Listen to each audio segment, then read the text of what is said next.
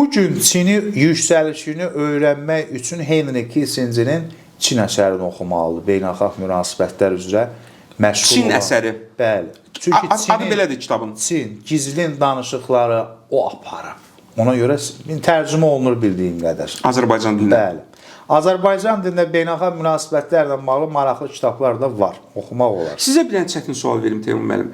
Çinin yüksəlişi indi növbəti yaxın 30 ildə, 20 ildə, 30 ildə siyasi baxımdan və iqtisadi baxımdan, siyasi-iqtisadi baxımdan bərabər Amerikanı üstələyə bilər?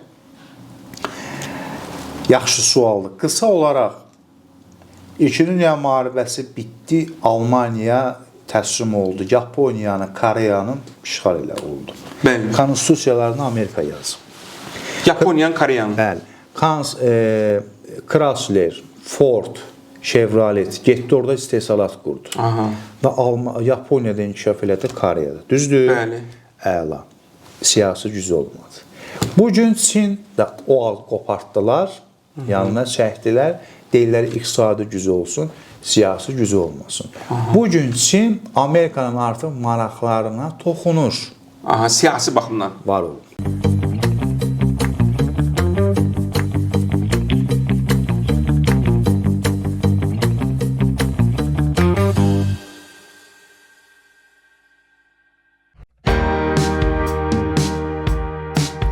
Saloğlu mebel rahatlıqla yanaşı sağlamlığa da zəmanət verir. Avropa istehsalı premium keyfiyyətli xam mal, ekoloji təmiz, antialergik materiallardan hazırlanan mebellərlə özünüzün və ailənizin qeydinə qalın. Mebeli Saloğlu'dan alın, rahatlığın fərqinə varın.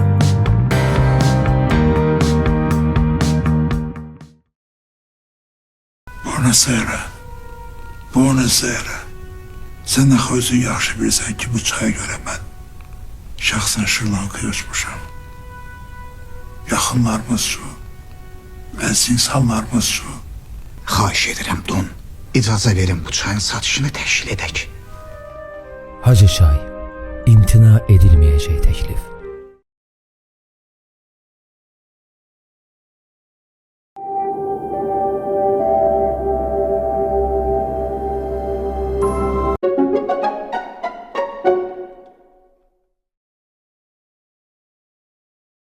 Salam dostlar, Açar yenidən qarşınızdadır.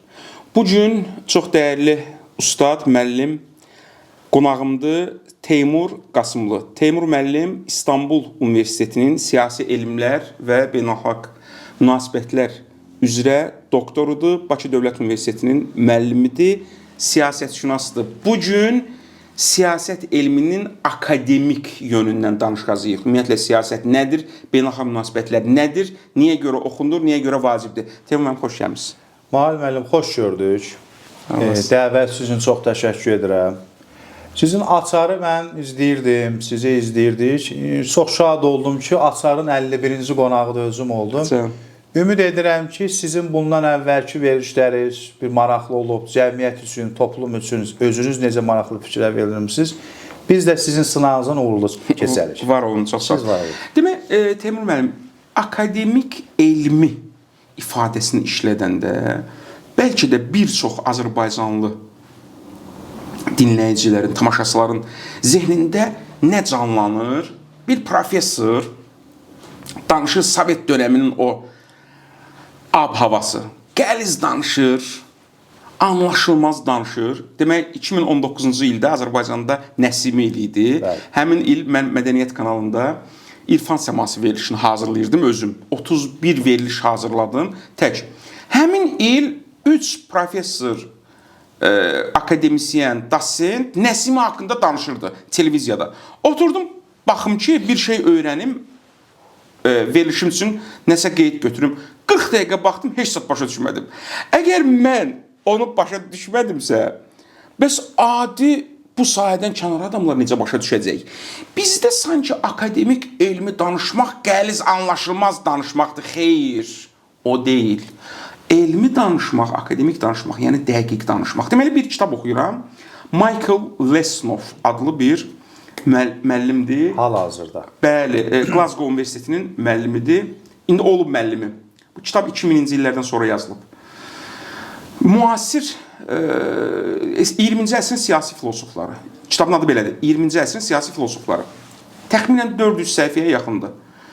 Kitabda 20-ci əsrdə 11 ən mühüm siyasi filosofun nəzəriyyələrini şərh edib müəllif.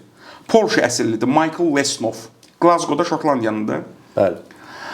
Demək, kitaba 5 səhifə yarımlıq ön söz yazıb. Öz kitabına. O 5 səhifə yarımlıq ön sözü diqqətlə oxumuşam. Elə bil ki, 5000 səhifəlik, 50.000 səhifəlik bir strategiyanı deyib orada. Bax, elmi yanaşma budur. Biz bugün elmi, akademik danışmaq istəyirik. Siyasət elmi nədir? Beynəlxalq münasibətlər elmi nədir? Bu niyə yaranıb? Nə vaxt yaranıb? Siyasətlə məşğul olanlar şübhəsiz siyasət elmini yazmırlar. Düzdür. Siyasət elmini siyasətlə məşğul olmayan akademisyenlər yazırlar. Tamamilə düzdür. Başlayaq, buyurun. Giriş üçün çox sağ olun, var olun. Mən arada efirlərdə çıxış eləyib bitirəndə, altda şərhləri oxuyuram. Deyirlər ki, bu adam xalq dili ilə danışır, tənqid eləyənlər də çoxdur. Amma siz məndən də, mənim ustad deməyin, o Rafiq Əliyevlə sizin bir gözəl verişsə baxmışam. Gənc tədqiqatçı kimi, ustad sizsiz. Var olun, estağfurullah. Çünki o dünəndə bir verişizə deyəcək, dediniz, mən Quran-ı Kərimi orijinal dildən oxuyuram. Elə belə sözlər demirdiniz. Yəni, bunu səmimi deyirəm. Sağ olun. Mənim aləmimdə etiraz eləyə bilərsiniz. Elm adamı, müəllim, məlumatı xalq dili ilə də, ən sadə dillə də çatdırmalıdır. Düz. İncimin xətrinizə də dəyməsin, pis mənada. Bu fəlsəfəçilər o qədər qəliz danışır ki, bağışlayın. Heç kim başa düşür. Düzdür. Tibb universitetinə qəbul olunan bu hal-hazırda tələbə fəlsəfədən kəsilib. Fəlsəfə bizdə bütün sahələrdə keçilir. Tələbəyə sual verin valideynin vasitəsində bir söz. Dedi, müəllimin dilin başa düşmürəm. Yəni, siz açdınız denə deyirəm. Aydındır, tam razıyam. Yəni, fəlsəfəçilərimiz, fəlsəfə əxlaq haqqında elmdir, razıyam, əla. Yəni, mən də efirlərdə də, auditoriyada da, burada da çalışacağım bir sınaqdır. Çünki siz fərqli bir şeydir, bir alim kimi görək bəyənəcəksiniz. Xalq dili ilə danışır. Mən də onu dəstəkləyirəm. Siyasət bizim gündəlikdə ən çox işlətdiyimiz sözlərdən biridir, Mail müəllim. Bir, bura siyasət yeri deyil. Düzdür? Bəli. Deyirlər, siyasi sual vermə. Sən də siyasətçi insansan, razısız. Və yaxud da o biri sahədiyyət beynəlxalq. Sən çox diplomat adamsan. Niyə? Sən halal olsun. Bu belə fikirlər var. Həqiqətən də siyasət çox maraqlıdır. Siyasət elmdirmi, yoxsa sənətdirmi? Fikrinizi bildirə bilərsiniz. Otto von Bismarck deyir, sənət. Elm deyil. Bismarck 19-cu əsrin Almaniyanın parçalanmış, bölünmüş, Almaniyanı vahid halda birləşdirən, Almaniyanın bu günə kimi sosial sistemini quran, diplomatiyasının atası olan Otto von Bismarck deyib siyasət, sənətdir. Modern Almaniyanın atasıdır da Bismarck. Bəli, bir vahid mərkəzləşdirilmiş Almaniyanın atasıdır. Bismarck olsaydı Almaniya 1-ci Dünya müharibəsini başlamayacaqdı. Bu da var idi. Yəni, bu insanlar, gözəl bir söz dediniz. Bu insanlar siyasəti, bəli, diplomat olub Bismarck.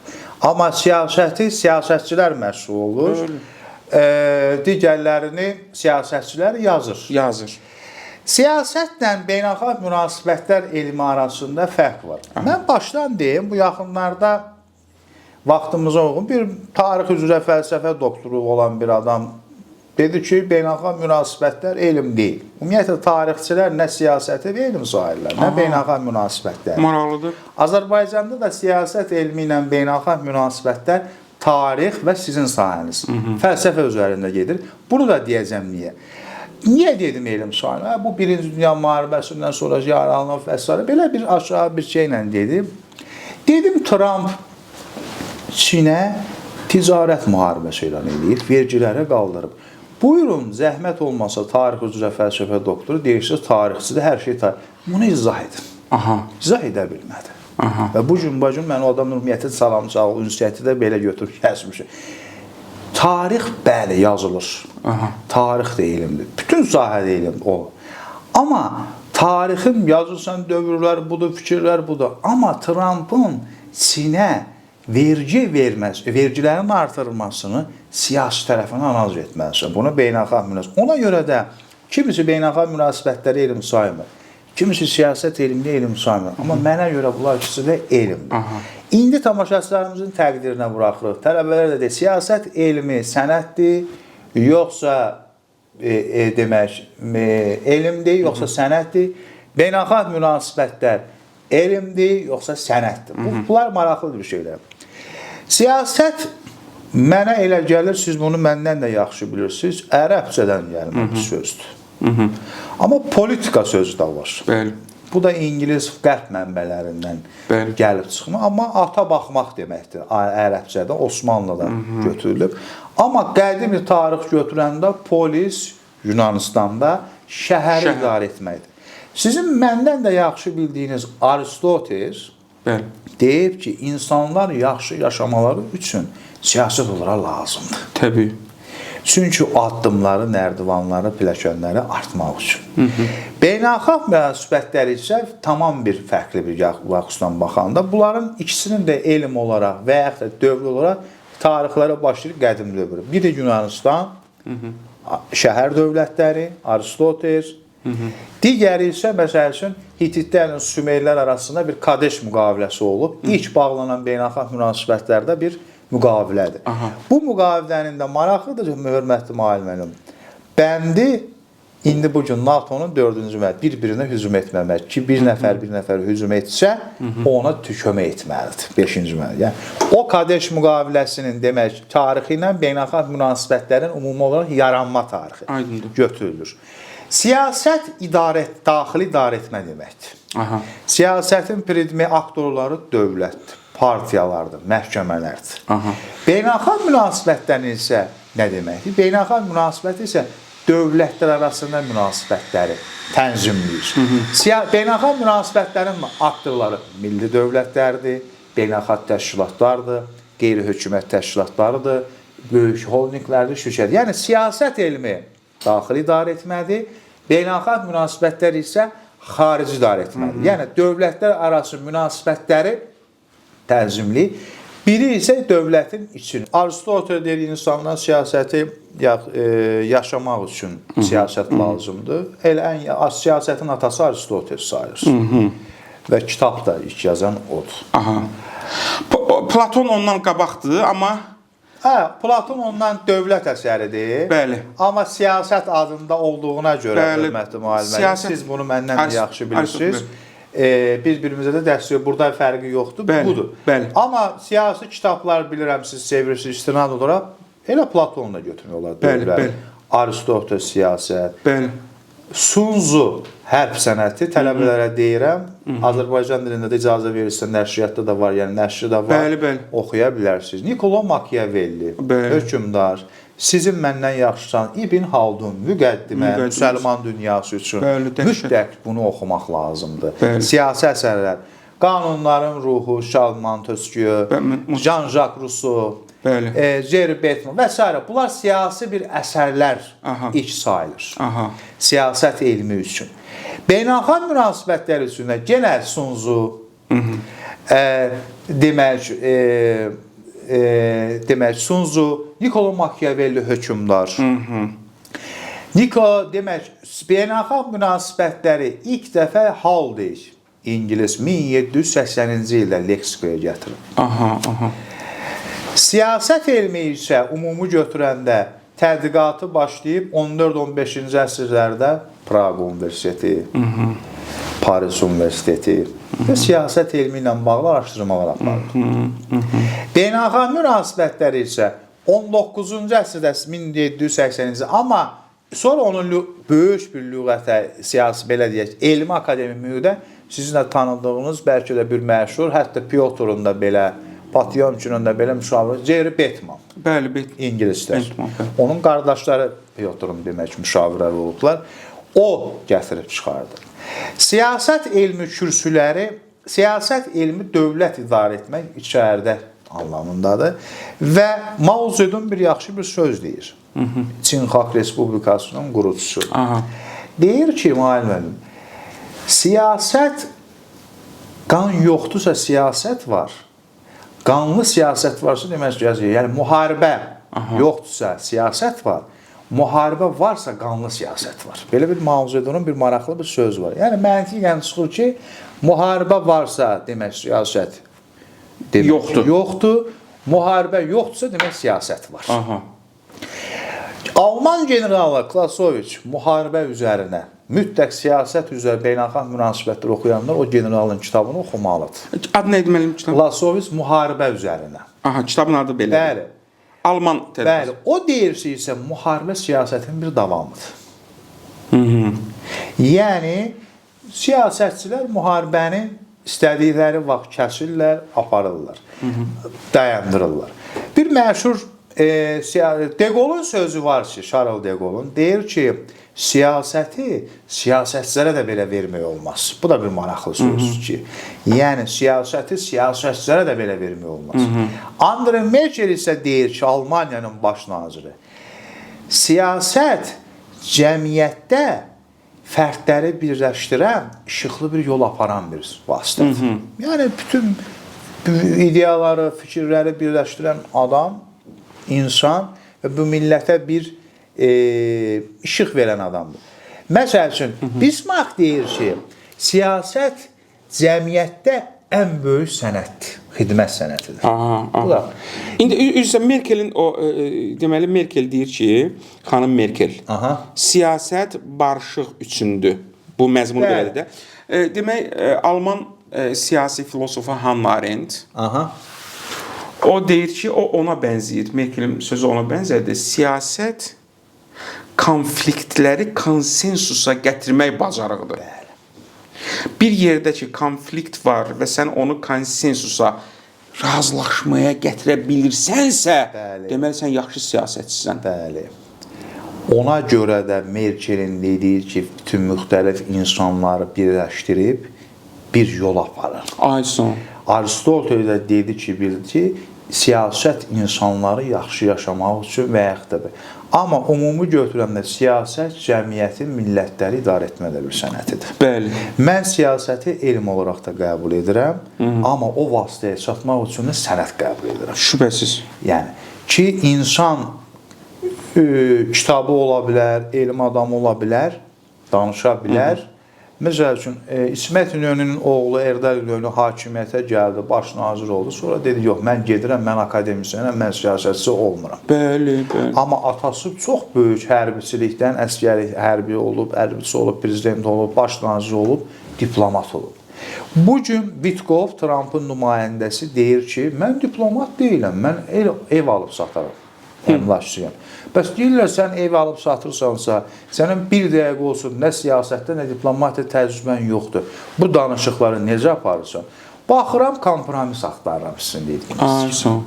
O kompromis nəticəsi ki, Həmasda olan əsirləri və s. İsrailin Həmas arasında olan əsirlərin və s. görür. Yəni, onda belə çıxdı ki, Vitkov diplomat olaraq nə beynəlxalq münasibətlər oxuyub, nə siyasət oxuyub, diplomu yoxdur. Oxumayıb, ümumiyyətlə, müsahidə. Amma 50 ildir Trump'ın dostudur, New York'da ev alır, ev satır. Milyarderdir. Amma o deyir, o ev alıb, ev satmağın sizin sözünüzə görə dəstək oluram. Ev alıb, ev satmaq təcrübəsini diplomatik işlər aparır. Çox maraqlıdır. Bu çox maraqlıdır. Çox maraqlıdır. Yəni, siyasət cəmiyyəti, milləti idarə etmək, beynəlxalq münasibətlər isə dövlətlər arasındakı münasibətləri tənzimləmək, iqtisadi, siyasi və s. və ilaxır. Siyasət haqqında kürsülər, ümumiyyətlə, istər siyasətdə, istər beynəlxalq münasibətdə bir Avropa, İngilis məktəbi möhkəmdir, müstün, bir də Amerikan məktəbi. İddialar siyasət haqqında ilk kürsü Kolumbiya Universitetində qurulur. 1857-ci il. Beynəlxalq münasibətlər haqqında kürsü isə 1919-cu ildə USD Universitetində qurulub, Woodrow Wilson adına. Beynəlxalq münasibətlər Birinci Dünya müharibəsinə qədər enişli yoxuşlu bir elm olaraq gedib gəlib. Ümumiyyətlə, beynəlxalq münasibətlər elm olaraq ortaya çıxıb 1648-ci ildə, elm yox, bir düzə Vestfaliya sülh müqaviləsi. Bəli. din müharibələri bitdi. Hamı dedi ki, bu sərhəd mənimdir, bu sərhəd sizindir. Heç kimin sərhədinə toxuna bilməz. Aysun. Beynəlxalq münasibətlər sistemi belə başladı. Aysun. Amma siyasət sistemini belə götürəndə qədim dövrdən başlayaraq gəldi. Kolumbiya Universitetində deyilir, iddialar var ki, ilk kürsü açılıb 1857-ci ildə. Amma elm olaraq bunu daha da araşdırılıb Chicago Universitetində. Ondan sonra bir çox universitetlər, məsələn, Almaniyada, Sorbonne Universitetində Əhməd Ağaoğlu oradaqdır. Amma Mail müəllim, Sorbonne Universitetində Almaniyadakı adları siyasət olaraq getsə də, amma içində sizin sahə fəlsəfə, içində tarix, hüquq kürsüləri oldu. Sırf siyasət elmi kürsüləri Amerika Birləşmiş Ştatlarında yaradılıb. Kolumbiya Universiteti, Chicago, digər universitetlərdə. Və siyasət elmi İkinci Dünya müharibəsinə qədər bir durğunluq halına qaldı. Amma İkinci Dünya müharibəsindən sonra aktiv olaraq siyasət elmi daha da aktivləşib və bütün dünyaya yayılıb. Amma Amerika Birləşmiş Ştatlarında 1903-cü ildə Political Science, yəni siyasi alimlər cəmiyyəti, mən də onların üzvüyəm. İnternetdən hamı da onların üzvü ola bilər. Jurnallar buraxılıb, kürsüləri qurulub. Yəni siyasət elmində bu gündə Amerika dominantlıq eləyir. Əlbəttə Avropada kök olaraq dominantlıq eləyir. Siyasət elmi kürsüləri 50-ci ildən başlayaraq dünyada yayılmaya başlayır. Siyasət elmini bitirirsiniz, beynəlxalq münasibətlər dünyaya yayılmaya başlayır və Amerikanın hegemonluğu altında. Niyə? Müharibə bitdi. Sosializm, soyuq müharibə, kapitalizm, demokratiya. Siyasət elmi daxili araşdırır. Partiya, məhkəmə, iqtisadiyyat. Məsələn üçün, mən tələbəyə sadə izahla deyirəm. Scholz uduzdu. Dedilər, bəli uduzdu. Almaniyanın kansleri. Niyə uduzdu? Dedilər, nə bilək. Sadə, bəli, biz də deyirik uduzdu, Scholz danışmalı. Amma bunu siyasət elmi təhlil eləyəndə Scholz'un yerinə müdafiə nazirini versələr, o qalib gələcəkdir. Elm bunu deyir. Yerdə qalan mənim bu kitab siyasi kommunikasiya, inandırmaq, bu məsələlər var. Yəni, siyasət elmi çox şaxəlidir. Demokratiya, iqtisadiyyat, məhkəmə, seçki, partiyalar, bütün sahələri araşdırır. Yəni, daxili. Məsəl üçün, Çin Xalq Respublikasında siyasət kürsüləri 60-cı illərdə qurulub. Fransada bu günə kimi siyasət kürsüləri və beynəlxalq münasibətlər tarix elmi üzərində gedir. Almaniyada sizin sahə üzrə gedir, fəlsəfə üzərində gedir. SSR-də ömrü boyu bilirsiniz, siyasət olmuyor, amma açılıb 30-cu illərdə siyasət kürsüləri açılıb, politologiya deyək. Moskvada Lomonosov Universitetində, birisi beynəlxalq münasibətlər institutu qurulub, fəlsəfə üzərində gedir. Bugün də bizim Azərbaycanda da siyasət elmi, beynəlxalq münasibətlər, fəlsəfə, tarix üzərində gedir.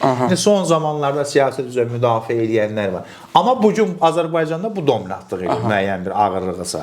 Məsəl üçün, Türkiyə Respublikasında 2-ci Dünya müharibəsindən sonra, daha doğrusu 46-cı ildə Ankara Universiteti açıldı. Osmanlı'nın dövründə mülkiyə məktəbinin təməlində Ankarada bugün ən güclü siyasi elmlər fakültəsi var. Məsələn, İstanbul Universiteti mənim oxuduğum, Marmara və s. Siyasət elmi, belə deyək, həm elmdir, həm sənətdir, daxili araşdırır, müəyyən fikirlər var, bunun da nəzəriyyələri var, beynəlxalq münasibətlərində nəzəriyyələri var. 90-cı illərə qədər aktiv olub müəyyən bir, necə deyərlər, durğunluq dövrü var. Mən sizə etiraf edirəm, az öncə sizdən də söhbətimizdə yolda gələni dedim, siyasət elmi, beynəlxalq münasibətlər bütün dünyada hal-hazırda durğunluq vəziyyətindədir. Yəni, elm olaraq müəyyən populyarlığın itirməsi, işləməsi, nə bilim, və s. və ilə axır. Ona görə də siyasət elmi mütləq və mütləq vacibdir. Cəmiyyət idarə etmək üçün, siyasət idarə etmək üçün, kütlələri idarə etmək və sizin dediyiniz kimi hər bir insan da müəyyən bir özünün bir siyasəti var, siyasətçisi var. Politika nədir? O da eyni bir cümlədir qərb mənbələrində. Osmanlıda siyasətə cəza verən deyiblər, ata baxan deyiblər. Şərqdə isə, şərqdə buna deyilib cəza verən, qərbdə isə siyasi sistemlər gedir siyasi. İndi Teymur müəllim, sizin burada kitabınız var, Siyasi Kommunikasiya, Bəli. Teymur müəllim kitabıdır. Bu kitab haqqında danışacağıq. Bəli. Sadəcə burada bir məsələni deyim, sonra keçək bu kitaba. Siz bu kitabda nədən yazmısınız, hansı problemlərdən yazmısınız demək? Deyirsiniz ki, indi siyasət elmi durğunluq dövrünü yaşayır. Bəli. Görəsən niyə? Mən bir mülahizəmi deyim, sonra siz münasibət bildirin. Bəlkə ona görə ki, siyasət elminin tədqiqatçıları başa düşür ki, bunların dediklərini praktik siyasətlə məşğul olanlar saymır. Alimin dediklərini, tədqiqatçının dediklərini. Söhbət nədən gedir? İndi izah edeyim fikrimi. Baxın, demək, nə mənada saymır? Siyasəti yazanlar kimdir? Alimlər, tədqiqatçılar. Bu nəzəriyyədir. Bəs bunun praktikasını yaşadanlar kimdir? Konkret rəhbərlər, Bəli. dövlət rəhbərləri, düzmü? Bəli. Dövlət rəhbərləri bu siyasi nəzəriyyəni yazanların fikirlərini nə dərəcədə mənimsəyirlər, sayırlar və həyata keçirirlər. Bu bir məsələ indi izah. Baxın, həmin Michael Lesnov deyir ki, o ön sözdə 5 səhifə yarımda deyir ki, bütün 20-ci əsrin siyasi filosoflarının, hətta liberal iqtisadiyyatın ən qatı tərəfdarı Friedrich Hayek, hansı ki Margaret Thatcher'in sevimli siyasi filosofuydu. Bəli. Globalistlərin, Bəli. Reagan'ın, demək, Thatcher'in. Bunlar hətta Friedrich Hayek'də müasir siyasi sistemləri tənqid edirlər, ona görə ki, ədalətsizliyə rəvaz verirlər. Bəli. Azad bazar rəqabət mühitində yoxsul, zəif insanlar ayaq altında qalıb tapdanılır, onlara baxan yoxdur. Aydındır. Bunu tənqid edirlər. Hətta Hayek. İndi baxın, siyasətçilər, siyasi filosoflar, belə deyək, əgər siyasi filosoflar da siyasət elminin tədqiqatçıları hesab etsək, bunların əsasən baxışında bir əxlaq məsələsi var, ədalət məsələsi var. İndi gəlin görək, praktik siyasət yürüdənlər üçün bu ədalət məsələsi nə qədər əhəmiyyətlidir? Super sual, təşəkkür edirəm. Ürəyimdən çıxan deyirlər də o sözləri dediniz. Amerika Birləşmiş Ştatları ona görə güclüdür ki, onun elm adamları universitetlərdə tartışırlar, mübahisə edirlər və dövlətə yol göstərirlər. Və azad bir məkandır. İndi mən sizin sualınıza inşallah cavab vermə qabiliyyətimiz olar. Hökümdar Niccolo Machiavelli niyə yazdı? Ki, ay hökümdarım, bu xidmət eləyir, sonra bir səhv eləyir, ölümdən axalır, gedir məcədə odun doğrayır. Yazır ki, bu səhvləri etmə. Siyasət fəlsəfəsində bir adamdır, bax, Machiavelli. Bir tələbəyə bir gün sual verdim. Dedim, indi tələbələrlə müəyyən bir siyasətlə, elmlə, çünki çox belə də. Niccolo Machiavellini siyasətdə tətbiq eləmək yaxşıdır, həyatda da, siyasətdə də. Çünki Machiavellizm nədir? İstifadə elə turlar. İndi əxlaqdan əlavə siyasətçilər, məsələn, Lyndon Johnson Milli Təhlükəsizlik müşavirin, ümumiyyətlə heç kimə qulaq asmırdı Amerika Birləşmiş Ştatları, Lyndon Johnson. Bir çox siyasətçilərin müşavirlərini, onlara məsləhət verən insanları ya dinləmirlər, ya dinləmə qabiliyyəti yoxdur və yaxud da dinləyirlər, öz bildiklərini edirlər.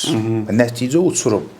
Bugün diplomatlar deyir ki, biz iqtidardan asılıyıq. Bizim fikirlərimiz ola bilər. İqtidar nə deyir? Biz onun yerinə yetiririk.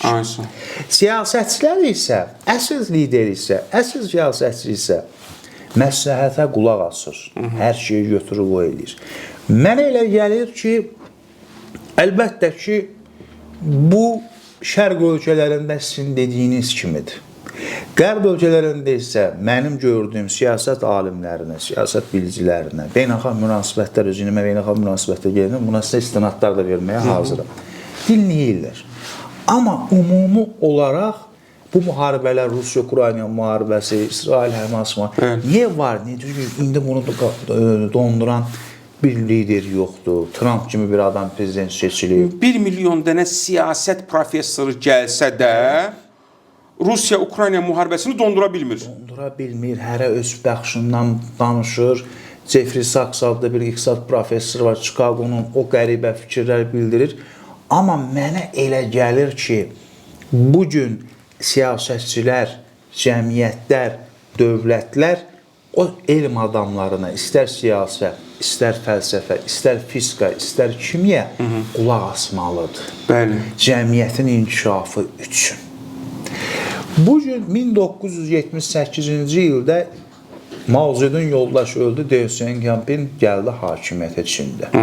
Bugün Çin o möcüzəvi adam eləyib. 1978-də. 78-ci ildə olan bir söhbət yoxdur. Mao Zedongdan sonra iqtidara gəlir. 1978-ci ildə Çinliləri xarici oxumağa göndərdi bu Deng Xiaoping.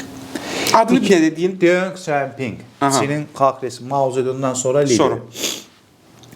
2 fizik Nobel mükafatçısı Amerikada yaşayan. Buna dedi ki, sən hara buraxırsan bunları?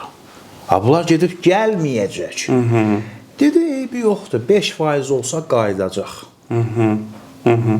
Həqiqətən də 80-ci ildən axıra həmin o xarici oxumağa gedənlər Çinə qayıtdı. Çini bugün inkişaf elətdirdi. Yəni, bugün bizim rəqibimiz sülh müqaviləsi bağlamağa istədiyimiz Nikol Paşinyanın Nobel mükafatı almış Daron Acamoğlu qeyri-rəsmi onun müşaviridir. İndi də müşaviridir. Qeyri-rəsmi. Daron Acamoğlu Türkiyə ermənisi. Türkiyədə İstanbul ermənisi. Və atası da qaynatası Nobel aldı da iqtisadiyyat Nobelini. Və biləsiniz, Türkiyə hökumətinin ilə də yaxşı münasibətləri var. O cümlədən müxalifətləridir. Qeyri-rəsmi onun müşaviridir. Yəni, bugün ta Nizam-ı Mülk, İbn Haldun, Teymur alladıb. Bir çox insanlar hökümdarların, padişahların, siyasətçilərin müşaviri oldu. Kim müşavirinə qulaq asıqsız, səmimi, düzgün? O siyasətçilər uğuru qazanıblar. Bugün ona görə də siyasət elmi mütləq vacibdir. Cəmiyyətin hər bir sahəsi. Çünki niyə cəmiyyəti, milləti idarə etmə bir institudur. Stalin deyirdi ki, səs vermək önəmli deyil, saymaq, kim sayacaq? Belə bir qəribə fikri var idi. Amma bizim bugünə kimi dediyimiz insanlar isə siyasət çox önəmli şey. Churchill'in bir sözü var, indi cavabımız budur. Dedi, siyasətçilər seçkiləri düşünürlər, qısada. Amma dövlət xadimləri millətin gələcəyini düşünürlər. Ona görə də elm adamların dediyi sözlərin bir çoxu mənə elə gəlir ki, dövlətin gələcəyi üçündür. Siyasətçilərin maraqlarına ziddi olduğu üçün buna görə az onu dinləyirlər. Mən belə başa düşürəm. Bəli, tam doğru, tam doğru. Amma ona görə də siyasət elmi kürsüləri, ümumiyyətlə bir elm olaraq dünyada hal-hazırda ümumi götürəndə durğun. Amma Amerikan məktəbini bugün dominatlıq eləyir.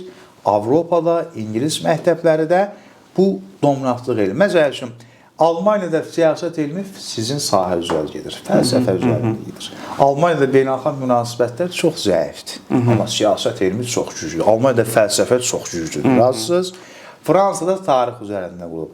Amma yenə də onlar, məsəl üçün, o siyasi bilim alimlər, ümumiyyətlə siyasətşünaslar yenə də müəyyən bir ağıllı siyasətçilər, partiyalar indi özünə think tank quruluşlar qurulmuş, beyin mərkəzli qurulurlar.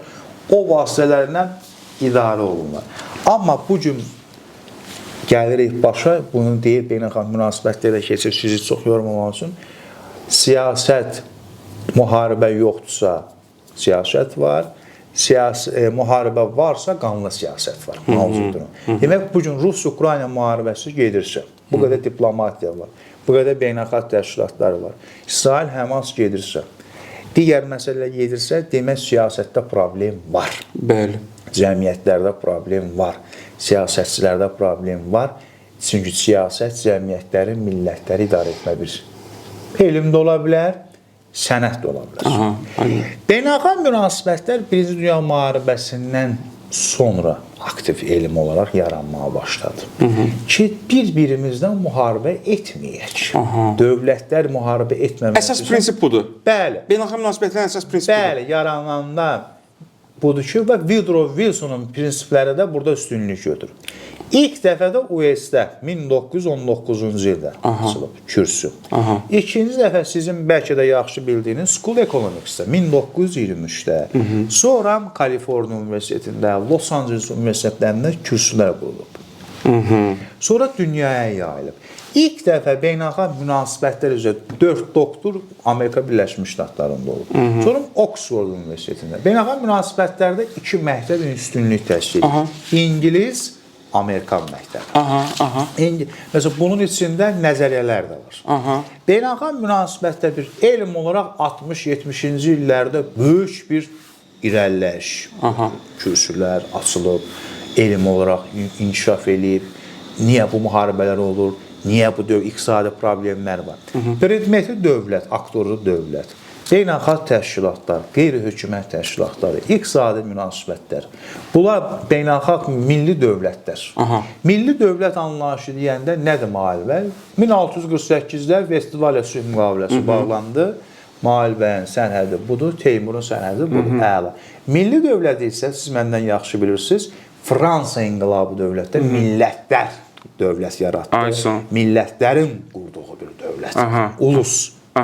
Və ondan sonra yəni beynəlxalq münasibətlərin aktorları budur. Beynəlxalq münasibətlərin nəzəriyyələri var. Mən qısa olaraq siz yorma. Realizm, Sun Tzu, hərb sənəti, Niccolo Machiavelli, hökümdar. İndi gəlirəm, ən böyük atası isə Hans Morgenthau, zəhmət olmasa yaza bilərsiniz. Tiasperes nəşr adını çəkdim, bağışlayın. 50 manata dövlətlər arası siyasət. Müəllifin adını da deyin. Hans Morgenthau. Morgenthau. Bəli, elə yazın. Dövlətlər arası siyasət. İndi gəlirəm. Bu Morgenthau sizin mənə bayaq verdiyiniz sualın cavabıdır. Soyuq müharibənin memarlarından biri, idarə edən Truman administrasiyasının müşaviri. Necədir? Demək, Amerika Birləşmiş Ştatları, George Kennan, digər insanlar, bu insanlar soyuq müharibə, ümumiyyətlə beynəlxalq münasibətlərdə, siyasətdə ən çox alimlər istifadə edən dövlət maraqları üçün Amerika Birləşmiş Ştatlarıdır. Bəs think tank quruluş ilk dəfə İngiltərədə quruldu. Chatham House. 1912-ci ildən bu günə kimi var. Yəni, məsələn, realizmin atası Morgenthau. Müasir, 20-ci əsrdə. Müasir və soyuq müharibənin də memarları idarə edəcək. Samuel Huntington, Mədəniyyətlər Toqquşması. Azərbaycan dilində kitabı var. Pentagona bağlı bir adam idi. Dedi ki, Rusiya ilə Ukraynaya qardaş xalqdır, döyüşməzlər. Amma müharibə gedir. Huntington dedi. Bəli. Amma dedi ki... O da realizmin... Bəli. Realizmin atalarından o cəryanın nümayəndəsidir. Pentagona bağlı bir adam olub. Ümumiyyətlə, istər siyasət elmində, xahiş edirəm, buna da oponentlik eləyə bilərsiniz, istər beynəlxalq münasibətlər elmində dominantlığı Avropadan Amerikaya köç etmiş Yahudi əsilli alimlər olub. Həm Morgenthau, həm də Huntington Yahudi olub. Morgenthau Almaniyada yaşayıb. Hitler zülmün qorxusundan ona görə ən çox da qorxur realizm. Realizm nədir? Güc. Beynəlxalq münasibətlər anarşistdir. Burada hamımız başımızın çarəsinə baxmalıyıq, özümüzü qorumalıyıq. Kimin gücü çoxdursa, o diktə eləyəcək. Var olun, yaşayın. Və yaxud da, yenə sizin müasir tanıdığınız, mən əgər sizi və izləyici ümid edirəm, yormuram və qısa danışım, siz çox yormamaq üçün. Əla. Bunlar realistlər də deyirlər. Neorealist, klassik realistlər. Henry Kissinger. Diplomatiya əsəri, Çin əsəri. Bu da realizmin şeyidir. Bəli, bu Henry Kissinger deyirdi ki, həm döyüşək, həm də diplomatiya aparaq. Hər ikisi. Amma hamısı eyni bir tələbələrin adamlardır, cəryan bir insanlardır. John Merasimov, məsəl üçün, bu insanlar da həm realistlərdir, həm klassik realistlərdir. Yəni diplomatiya. Bu gün Çini diplomatik vasitə ilə Henry Kissinger SSRİ-dən qopartdı. Bu gün Ənvər Sədatı sizin yaxın şərqi bizi bilirəm də o gün də yaxşı bir söz dediniz ki, Quran-ı Kərimi də ana dilində oxuyuram, ərəb dilində. Ənvər Sədatı gətirdi İsraillə barışdırdı, tanıtdı diplomatiya yolu ilə. Yəni Burada Kissingerin rolu vardı. mütləq. Yəni bu insanlar məsələn Zbigniew Brzezinski realistlərdən biridir. Bunlar amma Henry Kissinger ölənə kimi də Rusiya ilə deyirdi, gəlin danışaq. Oturaq. Putin onu qəbul edirdi, amma Zbigniew Brzezinskini qəbul etmir. Niyə? Zbigniew Brzezinskinin o da Yahudi, ikisi də Amerikanın dərin dövlətinə xidmət edən bir insanlar idi. Kissinger tarix professoru idi, Zbigniew siyasət professoru idi. Brzezinski'dir da. Brzezinski, bəli. Madeleine Albright'ın ağ ev pillələrinə, həmin siyasət nərdivanına Brzezinskinin rolu var. Amma Kondoliza Rice'ın isə o siyasət meydanına Madeleine Albright'ın atasının rolu var. Atası beynəlxalq münasibət üzrə professor oldu. Yəni bu məlumatlar da müəyyən bir maraq üçün verib. Antikommunist idi Brzezinski. Rusiyaya nifrət edirdi. Polyak əsilli bir cahil. Amma Henry Kissinger düşünürdü ki, danışmaq olar. Düşünmürdü SSRİ dağılacaq. Hətta bir dəfə mən bunu tez-tez də deyirəm, SSRİ dağıldı. Dedi, urra, dağıtdıq, mənim də payım var. Henry, niyə deyirsən? Əşi dedi, SSRİ-ni dağıtdıq, aləm dəyək bir-birinə, orada müharibə var. Bunun altının üstündən çıxa bilmirik. Zbigniew Brzezinski şahmat taxtası. Bu gün də çox önəmini daşıyır. Bu gün də Ukrayna müharibəsinin o kitabda biz də varıq. Hanningtona qayıdıram, dedi ki, bu iki xalq qardaşdır, döyüşməz, amma döyüşür. Mədəniyyətlər toqquşması. Hannington dedi ki, Azərbaycanla Ermənistan müharibəsi İslam-Xristiyandır, amma səhvdir. Səhv, bəli. Amma Hannington bilirsiniz nə düz çıxdı? Dedi, Türkiyə Atatürk yolundan çıxmalıdır, İslam yoluna qayıtmalıdır. Bu gün o düz çıxdı. Bunu İstanbulun göbəyində konferansda da deyildi. Henry Kissinger çox böyük bir diplomat idi. Böyük bir dərin dövlətin bir üstad bir adam idi.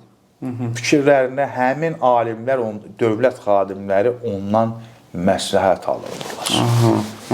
O cümlədən də Hanningtondan, o cümlədən də digərlərindən. Bugün Henry Kissinger, bugün Amerikada davam elətdir, roxətdir, John Merasimov var. Merasimov. Bəli, Merasimov. Demək, Amerikanın xarici siyasətində İsrail lobbisinin dəstəyi və bir maraqlı kitabı da var. Liderlər niyə yalan deyir? O da Rusiya ilə bugün isti baxır. Belə bir danışıqlar. Ümumiyyətlə, Rusiyaya isti baxan bir adamdır. Yəni, bu insanlar dünya siyasət elminə, beynəlxalq münasibətlərə töhfə vermiş insanlardır. Aydındır. Və beynəlxalq münasibətlərin elm olaraq da və praktikada dövlət əhəmiyyətində işləməsində də rolları olan bir insanlardır. Bugün beynəlxalq münasibətlərdə ikinci bir nəzəriyyə var. İdealistlər, yəni liberallar. Bəli. Bunlar siz məndən yaxşı bildiyiniz Kant'a örnək götürürlər. Kant o vaxt deyib ki, dünyada sülh üçün bir təşkilat yaranmalıdır. Yəni BMT kimi. Kantın bir balaca kitabı da var da, siyasətə, beynəlxalq münasibətlərə aid. Bəli. Ümumiyyətlə, mənə elə gəlir ki, siyasət fəlsəfəsi bu adamlarda. Bəli. Yəni, liberalların, idealistlərin Kant'ı götürürlər. Nədir əsas prinsip orada? Müharibə olmasın, bütün münaqişələr beynəlxalq təşkilatlarda həll olunsun. Aydındır. Liberalistlər bunu deyir. Aydındır. İkinci bunun, məsəl üçün, liberalist John Locke. Məsəl üçün, bir çox insanlar var ki, liberalizm cəryanı 1920-ci Woodrow Wilson prinsipləri. Woodrow Wilsonun prinsipləri müəllim həm yaxşıdır, həm təhlükəlidir. Millətlərin özünün müqəddəratını təyin etmə. Bugün 44 günlük vətən müharibəmiz, 2-ci Qarabağ müharibəsindən sonra Qarabağdakı dırnaqarası separatçılar deyirdi ki, Woodrow Wilson prinsipi var, biz öz müqəddəratımızı təyin etməliyik. Amma onu izah etmək həm təhlükəlidir, həm yaxşıdır. Bizim cumhuriyyətimiz işğal olundu, amma müqəddərat təyin etmək, o topçu başı, Məhəmməd Əmin Əsədov, millətlər cəmiyyəti ona görə yarandı. Müharibələr olmadı. Nə oldu bə deyirsiniz? Sözdə olmadı. Liberalizm, idealizm, sülh olsun, müharibə olmasın 1920-ci ildən 30-cu illərə dominant oldu. Amma Hitler ki silahlandı, Almanya silahlandı, işğal oldu və s. və ilə axır liberalizm ümidini itirdi, realizm bugün üstünlük təşkil edir. Amma bir başqa bir nəzəriyyə də var. Marksizm. Karl Marx'tandır, proletar, işçi. Burada da deyil. Məsələn, bu Karl Marx ən böyük bu nəzəriyyənin baniləri. Məsəl üçün, beynəlxalq münasibətlərdə Frankfurt məktəbi var. Sizin fəlsəfəçilərdir. Bunlar tənqidçilərdir. Neo-marksistlər. Yaşayın var olun. 20-ci əsrin əvvəlləri. Frankfurt Universitetində yaranmış bir nəzəriyyədir və bunlar Hitler'i də tənqid ediblər, hamısını tənqid ediblər. Bunlar tənqidçilərdir. Bəli. Feminizm nəzəriyyəsi var.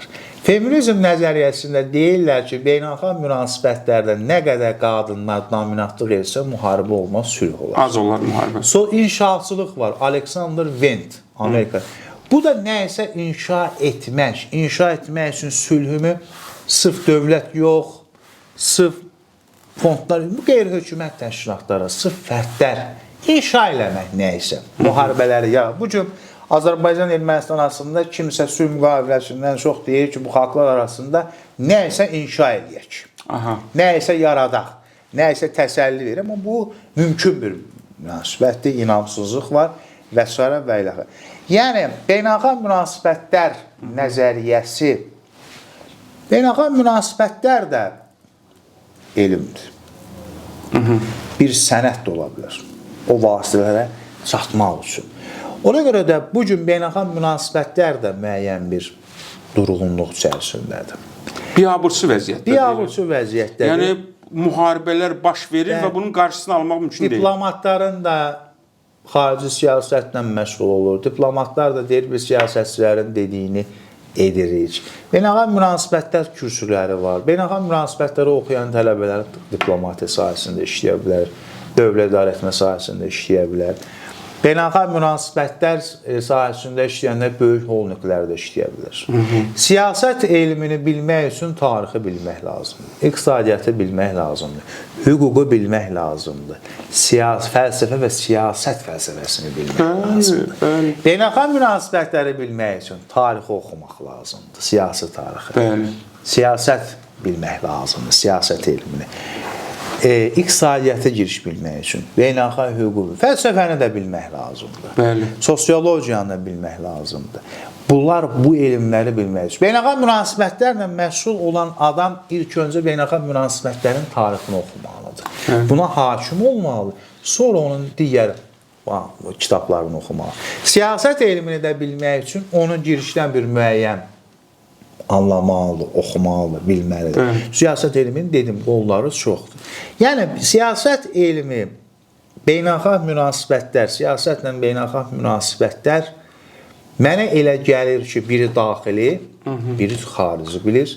Biri dövlətin içini, ailənin içini, biri ailənin xaricini. Ona siyasət elmi daxili siyasəti öyrənir, beynəlxalq münasibətlər xarici siyasəti. Var olun, dövlətlər arasındakı münasibətlər. Aydındır. İqtisadiyyatı, münasibətləri, müharibələri.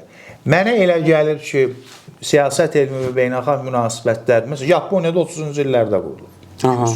Azərbaycan Respublikasında siz mənim cavanlığınız görüb, 90-cı illərdə ilk dəfə Baş Dövlət Universitetində açılıb. Dövlət İdarəçilik Akademiyası, yəni Prezident İdarəsi, bu çox böyük dominantlıq olub, bu iki məktəb Azərbaycanda. Həqiqətən də pis yaxşı bu iki məktəb Azərbaycanda olub. Və ən yüksək xətti ballarla özə bura qəbullar olub. Sonra Azərbaycanın bir çox universitetlərində açıldığından sonra bu siyasət elmi, beynəlxalq münasibətlər mən Teymur Qasımlı üçün söhbət mən İstanbul Universitetinin doktorantıyam.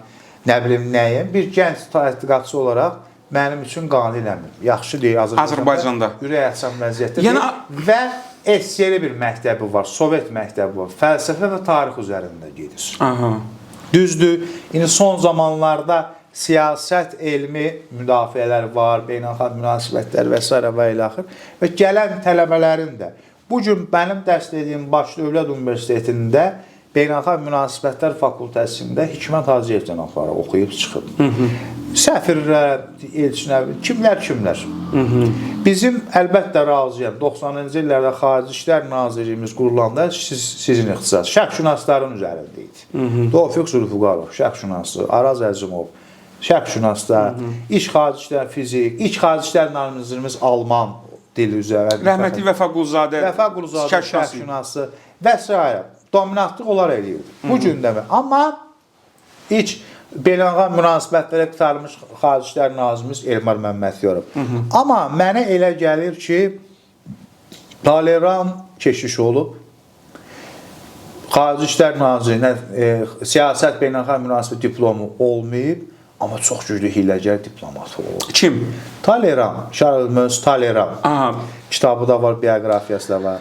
Yəni qısası beynəlxalq münasibətlər çölü, xarici siyasət elmi içərini. Beynəlxalq münasibətlərin tarixi, beynəlxalq münasibətlərlə yazılan kitablar əlbəttə var. Azərbaycan dilində problemlərdən biri budur ki, vəsait yoxdur. Vəsait azlığı var. Kitab azlığı var. Ona görə də qısadan həm siyasət elmi, həm beynəlxalq münasibətlər elmdir və mənə görə də sənətdir.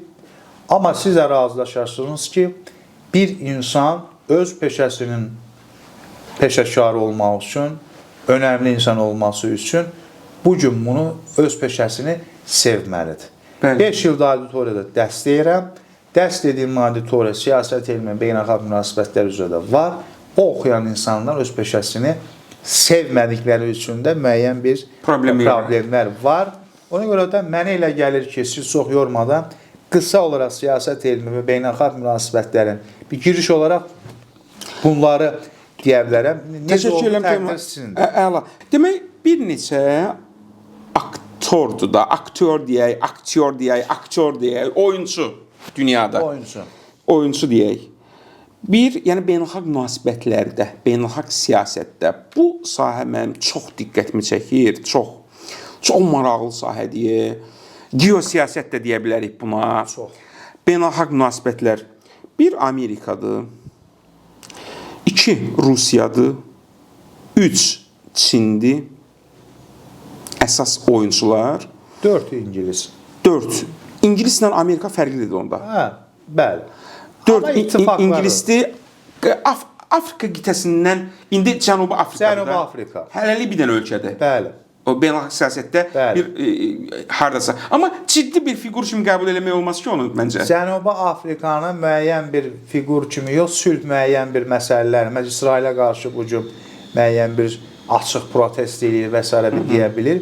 Amma müəyyən bir oyunçu sayıla bilər. Amma Frans dünya siyasi arenasında Avropa İttifaqı. Avropa İttifaqında Fransa, Avropa İttifaqı, İngiltərə, Amerika, Çin, Rusiya, Asiyanın cənub-şərq Yaponiya ilə siyasi güclü, iqtisadi güclü. O dünya oyunçuları üçün bunlardır. Malayziya, İndoneziya. Onlar da iqtisadi güclərdir. Siyasi yox. Siyasi güc. Məsələn, Braziliya götürə bilərsiniz. Müəyyən bir siyasi güclü, müəyyən diplomatiyasına görə ümumi olaraq. Bəli. Amma mən sizə deyim ki, müəllim, hal-hazırda beynəlxalq münasibətlərdə hamıya möhtacdır. Yəni əsas bu 4-5 oyunçunun tarixini, siyasi tarixini öyrənsək, beynəlxalq münasibətlərinin açarı bizim əlimizə gəlir də. Əlbəttə. Bu gün Çini yüksəlişini öyrənmək üçün Henry Kissingerin Çin əsərini oxumalıdır. Beynəlxalq münasibətlər üzrə məşğul olan. Çin əsəri. Bəli. Çünki adı belədir kitabın. Çin, gizlin danışıqları o aparır. Ona görə tərcümə olunur bildiyim qədər. Azərbaycan dilində. Bəli. Azərbaycan dilində beynəlxalq münasibətlərlə bağlı maraqlı kitablar da var, oxumaq olar. Sizə bir dənə çətin sual verim Teymur müəllim. Çinin yüksəlişi indi növbəti yaxın 30 ildə, 20 ildə, 30 ildə siyasi baxımdan və iqtisadi baxımdan, siyasi-iqtisadi baxımdan bərabər Amerikanı üstələyə bilər? Yaxşı sualdır. Qısa olaraq, İkinci Dünya müharibəsi bitdi, Almaniya təslim oldu, Yaponiyanı, Koreyanın işğal ilə oldu. Bəli. Konstitusiyalarını Amerika yazıb. Yaponiyanın, Koreyanın. Bəli. Chrysler, Ford, Chevrolet getdi orada istehsalat qurdu. Aha. Və Yaponiyada inkişaf elədi, Koreyada. Düzdür? Bəli. Əla. Siyasi gücü olmadı. Bu gün Çin də o al qopartdılar, yanına çəkdilər. Deyirlər iqtisadi gücü olsun, siyasi gücü olmasın.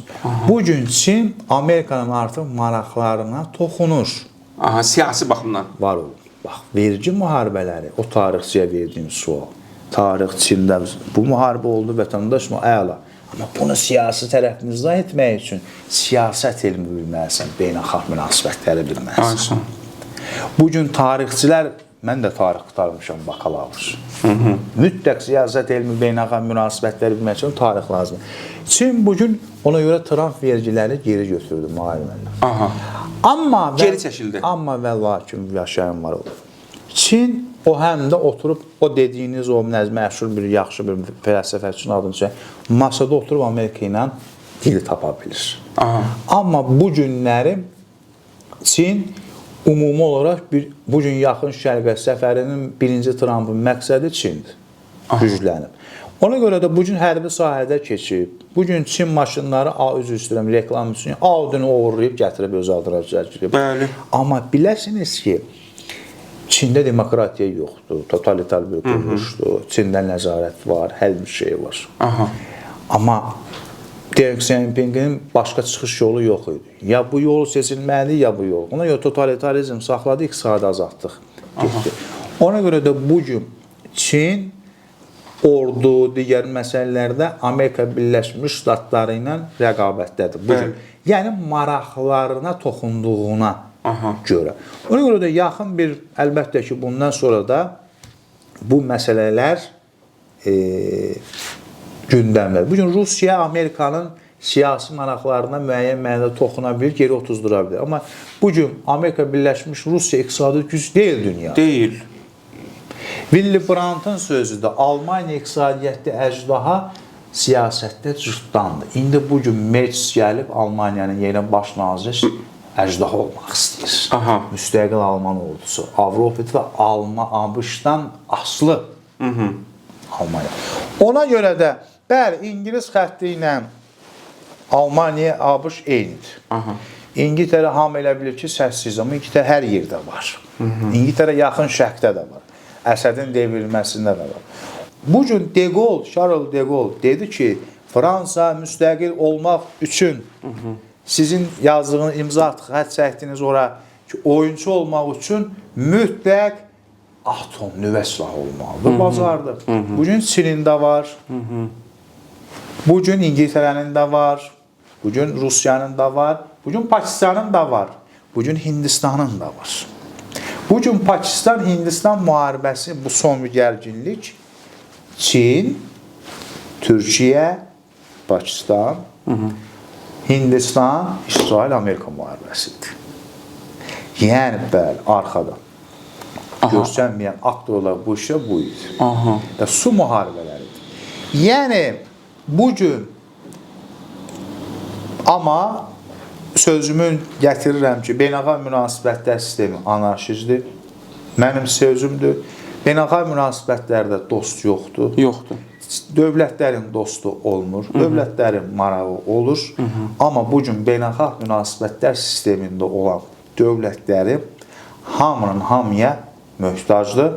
Ona görə də beynəlxalq münasibətlər, xarici siyasət bir incə bir sənətdir. İndi Teymur müəllim, getdikcə bu söhbətlər dərinləşir. Siz də maşallah belə zirvələrə qalxırsınız söhbətdə. Bu sözləri mən səmimi qəbul edirəm. Möhtəşəm. İndi burada mənim suallarım da çoxalır. Qısa eləyəcəm, konkretləşdirək, sona çataq. Hələ bu kitabdan da danışmamışıq. İndi 5 dəqiqədə bu kitaba zaman ayırarım mütləq. Demək, Mən elə anladım ki, siz beynəlxalq münasibətlər nəzəriyyələrini çox gözəl bilirsiniz və Azərbaycanda sizin kimi dəyərli alimlərə böyük ehtiyac var. Şübhəsizdir, bu şübhəsizdir. O kulminasiya nöqtəsi harda idi?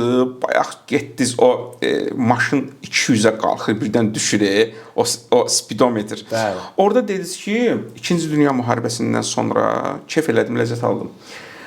Amerika Yaponiyanı və Koreyanı, Cənubi Koreyadan söhbət gedir. İşğal elədi, onların konstitusiyasını özü yazdı və şirkətlərini gətirdi ora ki, bunlar inkişaf eləsinlər.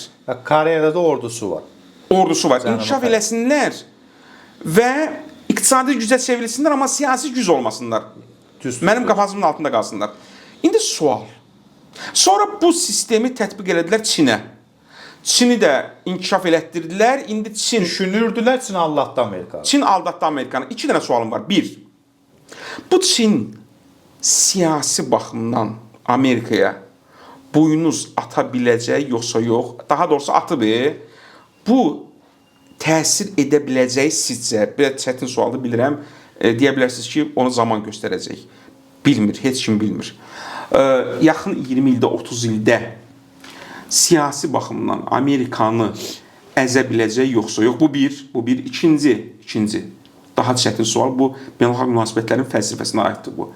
Amerika siyasi baxımdan dünyanın hegemonu olmaq istəyir və olub da. Məqsəd nədir? Çox yaxşı sualdır. İkincini gözlədiniz, köşəyə sıxışdırdınız. Birinci, Çin heç kimin daxili işinə qarışmır, müəllim. Afrikada gedir, hər yer limanlar alır. Bu gün Gürcüstanda limanlar alır Çin. Yəni, indiki Gürcüstan iqtidarının arxasında Çin var. Bildiniz? Ona görə Vaşinqton Tiflisə müxalifdir. Ay son.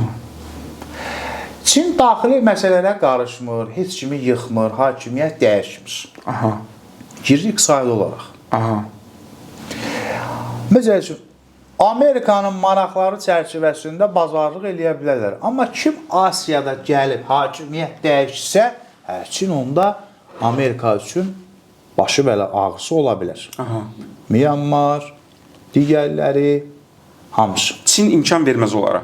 Yəni, Amerikaya imkan verməz ki, hakimiyyət dəyişikliyi olsun.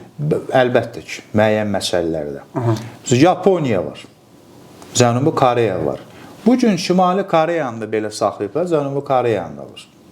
Məsəl üçün, mən sizə deyim, Qazaxıstanda Tokayev hərbi çevrilişə cəhd oldu da bir ixtişaşlar. KTMT gəldi, mən onları tənqid etmişəm, indi eləyirəm. Erməni ordusunun Türk orduna gəlməsi və s. Bilirsiniz kim çıxartdı mı orada? Qazaxıstanda? Bəli, Çin. Çin Çıxartdı. Zəh gəldi Moskvaya və Vaşinqtondan. Bugün Rusiya və Orta Asiyada zəifləyirsə, Çin orada güclənib Amerikaya bir marağına toqquşur. Yəni, baxır regionlara, baxır məsələlərə. Yaxın şərq məsələləri var. Məsəl üçün, deyim, Səudi Ərəbistanla İranı Çin barışdırıb. Bəli. Bugün o Amerikanın marağına toxunur. Bəli. Yaşayın. Bəli. Bir dənə də məlumat verim ki, Çin İsraillə İranı barışdırmaq istəyir. Amma o tutmaz. Tutmaz bilinmir. Yəni, bu məsələlər var. Amma bir məsələni deyim.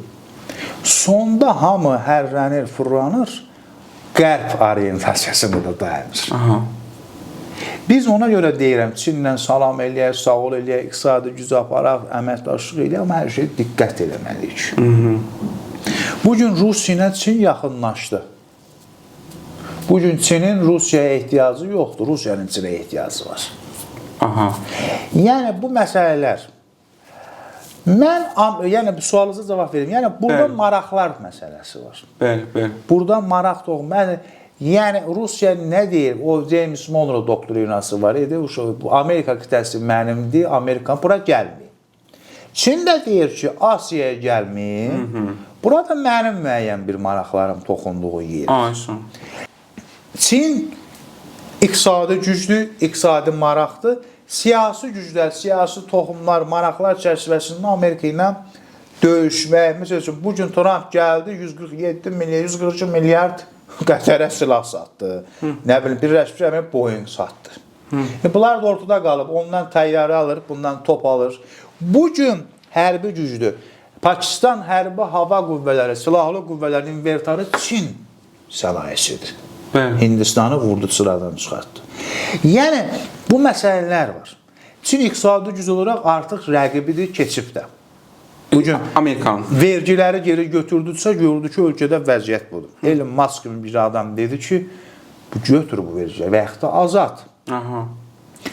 Və yaxud da bugün ona görə Trump gəlib Rusiya ilə çəkmək istəyir yanına ki, Çini yalnızlaşdırma siyasət aparsın, amma apara bilməz. Ona görə də siyasət baxımından da maraqları harada toqquşursa, Afrikada limanlar alır. Bugün Ermənistan, məsəl üçün, bugün Fransa və s. Amma yəni burada hamının öz maraqları var. Bugün hamı uşaqlar da sual verir. Necə bu siz də vermədiniz? Gələn gör, Çin niyə Tayvanı almış? Amerika Tayvanı müstəqil dövlət kimi tanımır, amma silah verir, amma dəstək verir, F-16 verir, F-35 verir. Yəni, bir görsən ki, hamı pərdə arxasında bir oyun oynayır. Hamı maraqlar toqquşması. Hamı nə isə edir. Bu qədər maraqlar toqquşması, bu qədər hərisliyin içində dünya hələ yerində qalıb, bu böyük şeydir. Dünya hələ yerində qalıb. Yəni, biz darmadağın olmalı idi. Biz torpağımızı aldıq, Dəhşət. Xankəndini aldıq, Şuşanı aldıq və bugün biz müasir diplomatiya dərsi deyilən bir adam olaraq biz müəyyən bir vasitəçilik siyasətdə aparırıq. Ona görə bu sistemdə, bu beynəlxalq münasibətlərdə lazımlı olasan. Amerika hegemoniyası varmı, yoxmu, bu biraz çətin sualdır. Amma dünyada Amerika gücü var. Var. O ikinci sualı niyə görə? Bax, pulu var, dollar hər yerdə işləyir. İqtisadiyyatı var, azadlıq ölkə. Deyir, mən dünyanın ağası olmaq istəyirəm. O dünyanın ağası olub olmamaq məsələsi eserini dağıtdı. Bəli. Bugün güc eləyir. Amma elə məsələlər də var ki, Vyetnam müharibəsində uduzub. İraq müharibəsində müəyyən çıxdı. Əfqanistan imperiyaların bataqlığı olan bir yerdir. Amma pulu çoxdur. Hegemoniyası var, dolları var, iqtisadiyyatı güclüdür və mənə elə gəlir ki, azad seçki var, mühit var, cəmiyyət var, ədalət var, məhkəmə var.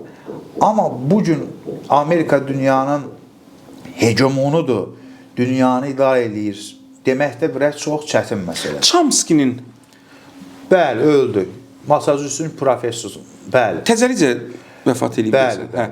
Anarşist Amerika dövlətini tənqid edir. Tənqidçisi, özü qatı tənqidçisi. Məni pərəstlikdir Qarabağ məsələsində. Bəli. O hansı şeylərə, anarşistlərə aid idi? Anarşist cəryanının nümayəndəsi idi, lingvist idi. İsrail də tənqid edir da, Yahudi olan. Bəli, bəli. 8 də dil bilirdi. O Amerikanın belə anti-imperialist hegemonist siyasətini tənqid edirdi. Onun kimi cəryanlar var, onun kimi şəxsiyyətlər Amerikada ki, Amerika xarici siyasətini kəskin tənqid edir. Var elə biri adını çəkdiyimiz John Gerasimov. İsrailin Amerikanın xarici siyasətinin aktiv olmasını tənqid edib və nəyə ki kitab da yazıb, bəndəniz o kitabı oxumuşum. Bir kitabı var Chomsky'nin, Dünyanı İdarə Edənlər, belə bir kitab. Deyir ki, 19-cu əsrdə İngilis filosofu John Stuart Mill liberalizm təbliğ edirdi. Həmin dönəmdə azadlıq, liberalizm, insan hüquqlarından danışırdı John Stuart Mill. Həmin dönəmdə İngiltərə Hindistanı işğal eləmişdi və oradan neçə milyon insanı ac saxlamışdı, neçə 100 ton buğdanı gəmilərə vurub daşıyırdı, orada millət acından qırılırdı. Və John Stuart Mill səsini də çıxartmırdı bu şeyə. Səsini də çıxartmırdı. Bir yekun, yəni son dediniz, yəni mənim üçün yox, sizin üçün zövq aldım ki, elm adamlarına niyə siyasətçilər qulaq asmır? Dediniz, elm adamları ədalətli olur, vicdanlı olur, mərhəmətli olur, öz dəyərləri olur. Bulaşmayıb axı. Təmiz oturub otağında. Amma indi bəlkə sizin həyatınızda da olub, indi elə vicdanlı Rafiq Əliyev kimi yox, amma elə elm adamları var ki, mərhəmət də itib, vicdan da itib, gənclərin də önünü kəsir. Bolşevik inqilabı oldu, Zəki Əhməd və Zəki Toğanı, böyük bir Fransı, alim, İstanbul Universitetinin adına kürsü var, tarixçi qəbrini də ziyarət edəmişik. Dedi, yoldaş Leylim, biz sizdən Bolşevik inqilabı elədik, urrayla, demişdiniz, axı Başqırtlara müstəqillik verəcəksiniz. Dedi, sevgili Toğan, siz deyəsən, ləyaqətlə siyasəti qarışdırırsınız. Cavabınızı verdim. Amma mənə elə gəlir ki, bu günə kimi bütün siyasətçilər, liderlər, əlbəttə liderlərin Churchill kimi bir adam İngiltərəni müharibədən qalib çıxartdı, düzü müstəmləkələr əlindən çıxdı, seçkidə uduzdu. Amma onlar da lider müşavirlərinə inanıblar, məsləhətlərə qulaq asıblar. İstər siyasətçilər, hər bir kəs mənə elə gəlir cəmiyyətdə düzgün məsləhətlərə qulaq asmalıdır. Amma siyasətçilər çox qulaq asmalıdır. Çünki cəmiyyəti idarə edir. Cəmiyyətin taleyi, millətlərin, dövlətlərin taleyi onlardan asılıdır.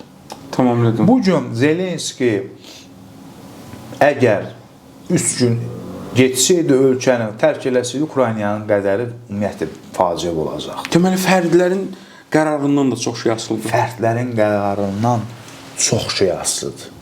Siyasətdə müəllim, yaş önəmli deyil, baş önəmli deyil. Mən özüm də zaman-zaman tənqid edirəm. 80 yaşınız var, ay qoca müəllim, professor. Çıx get də biz cavanlar işləyək, bizə yer açılsın. Get, əgər əlin ayağın düzdürsə, qərar vermə qabiliyyətin varsa yaşa. Siyasətdə ən önəmli predmet, ən önəmli vasitə qərar verməkdir və düzgün və tez qərar verməkdir. Yəni 2016 hərbi çevrilişində Erdoğan o WhatsApp-ın canlı yayıma çıxmasaydı, bugün Türkiyənin qədəri başqa, amma qədər verilir. Bugün o qədəri, bugün Stalinə məktub yazırdı Teodor Roosevelt, gəl görüşək. Stalin beynəlxalq münasibətlərdən elmində anlayışı yox. Bütün gün kitablar oxuydu, gecə gündüz diplomatiyadan görüm, nə varım, neyim. Amma güclü oldu, masada oturdu. Yəni siyasətdə dinləmək, məsləhət almaq, hər bir kəsin sözünə qulaq asmaq və düzgün zamanında qərar vermək. Teymur müəllim, siyasi kommunikasiya kitabı haqqında da bir 3-4 dəqiqə xahiş edirəm, məlumat verin, tamamlayaq. Mahir müəllim, mən sizə çox təşəkkür edirəm. Düzdür, 3-4 dəqiqəlik kitab deyil, özür istəyirəm bu. Estağfurullah, mən... Amma xahiş edirəm bu barədə. Gənc tədqiqatçı olaraq bu kitaba verdiyiniz dəstəyə görə minnətdaram, reklam üçün. Güzel. Bu kitabı mən ilk öncə qısa olaraq deyim ki, Bakı Dövlət Universitetinin yazılmasında ərsəyə gələn, mənim ümumiyyətlə elm həyatında müəyyən rolu olan Beynəlxalq Münasibətlər Kafedrasının müdürü, siyasət üzrə fəlsəfə doktoru Dastan Kərəm müəllimin çox müstəsna xidməti var. O dərsi bu mənə verdi və tələb etdi ki, araşdır, oxu və belə bir kitab ərsəyə gətir. Amma bu kitabın yazılmasında müstəsna xidməti olan ön söz müəllifi Şərqşünaslıq İnstitutunda Türkiyə şöbəsinin müdürü, tarix üzrə fəlsəfə doktoru Dastan Namiq müəllimin də böyük rolu var və digəri burada böyük insanların dizaynerin, redaktor, hamının burada rolu var. Bu kitab siyasi kommunikasiyadır. Adlanır. Siyasi kommunikasiya fənni keçirilir. Mən bunu Dövlət İctimai Münasibətləri Baş Dövlət Universitetində keçirəm və bu politologiya ixtisasını oxuyanlara da keçirilir.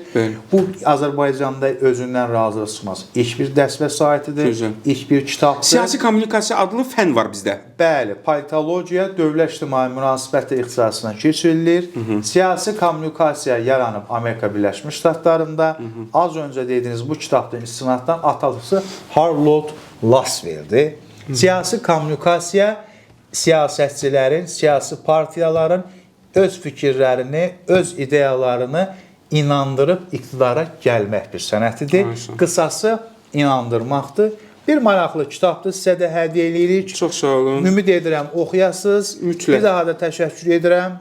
Bu kitabın ərsəyə gəlməsində və bu kitabı tanıdan ikinci bir şəxs olaraq da Kamran Həsənlidən sonra siz belə bunu belə deyək, belə möhtəşəm deyək və yaxud da qısa olaraq bir gənc tədqiqatçı olaraq da verdiyiniz dəstəyinizə görə təşəkkür edirəm. Mən sizdən və digər hər kəsdə deyirəm Mail müəllim, savadlı, işıqlı gənclərə dəstək olmanız lazımdır. Çünki indiki Azərbaycan cəmiyyətində bunlara ehtiyac var. Mənim ki və məndən də yaxşı gənc tədqiqatçılar var. Ümid edirəm ki, sizdə tamaşaçılara da bu söhbətimiz yormadıq və yorulmadan da ayrıldıq. Bir daha diqqətiniz üçün təşəkkür ederim. Var olun Teymur, çox sağ olun, gəldiniz, bizə şərəf verdiniz. Bizim üçün çox dəyərli desin kimi dəyərli alimlərin. Estağfurullah. Gənc tədqiqatçı deyil. Gənc tədqiqatçı. Qəliyevlə elə razılaşmışsınız. Mən də elə qəbul edirəm. Var olasınız. Çox sağ olun, minnətdaram Teymur müəllim. Mən də sizin sadəliyinizə görə, qonaqpərvərinizə görə təşəkkür edirəm. Açarın da 51-ci verilişi mənə elə gəlir bir uğur olsun izləyənlərə. İnşallah. Nəsə sizin dediyiniz kimi müəllim məlumat verən olsun. Bəli, var olasınız. Çox sağ olun. Təşəkkür edirəm. Dəyərli dostlar, siz də sağ olun, bizi hövsələ ilə dinlədiniz. Xahiş edirəm, siz də mənim kimi kağız qələm götürün. Teymur müəllimin dedikləri məsələlər, məqamlar çox önəmlidir, dəyərlidir. Onları qeyd edin, öyrənin. Xüsusilə beynəlxalq münasibətlər və politologiya, siyasət elmi üzrə təhsil alan, tədqiq edən, bu sahələri sevən dinləyicilərimiz, insanlarımız. Təşəkkür edirəm, sağ olun, Allah amanlı qalın.